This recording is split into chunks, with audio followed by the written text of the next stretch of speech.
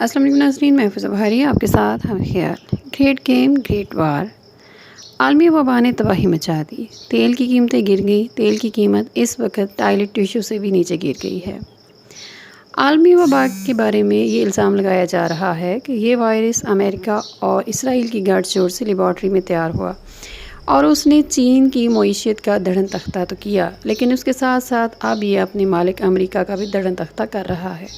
امریکہ بڑے تیل اور اسلحہ بیچنے والے ملکوں میں سے ایک ہے۔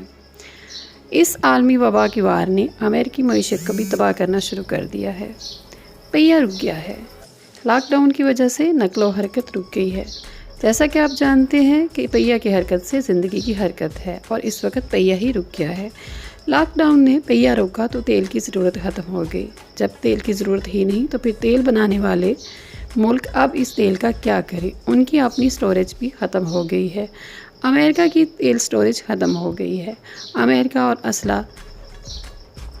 تیل اور اسلحہ بیچنے کے لیے جنگ چاہیے، کیونکہ اسلحہ لڑائی میں استعمال ہوتا ہے، اور جب لوگوں نے گھروں سے ہی نہیں نکلنا تو پھر اسلحہ کہاں جائے گا؟ امریکہ اب اس اسلحے اور تیل کا کیا کرے گا؟ سوال یہ پیدا ہوتا ہے کہ کیا امریکہ اپنی ہی لگائی ہوئی آگ میں خود ہی جلنے لگ گیا ہے؟ امریکہ کے اندر خود اپنی ہی ریاستوں کے درمیان لڑائی شروع ہو گئی ہے۔ وہاں پر مسلسل احتجاج ہو رہے ہیں۔ عوام بے روزگاری سے تنگ آ گئے ہیں۔ گھروں میں بند رہ کے وہ خود پاگل ہوتے جا رہے ہیں۔ عالمی وبا نے اگر چھوٹے کاروبار تباہ کیے ہیں تو پھر بڑے بڑے ملکوں کے بزنس مینوں کو بھی زمین پر آنا پڑ رہا ہے۔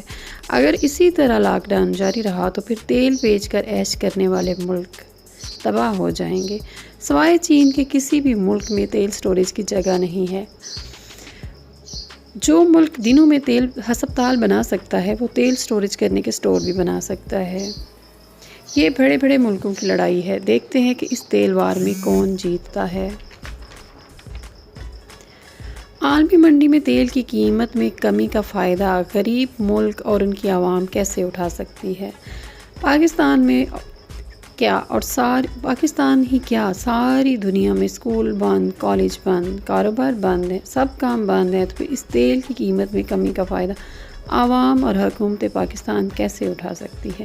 وزیر اعظم صاحب کو اس تاریخی موقع کا فائدہ ضرور اٹھانا چاہیے اور ہمیں تیل کی سٹوریج کرنی چاہیے تاکہ پھر یہ ہمارے آئندہ کام آ سکے۔ تو دیکھتے ہیں جناب آگے کیا ہوتا ہے۔ اجازت دیجیے۔ السلام علیکم ورحمۃ اللہ وبرکاتہ۔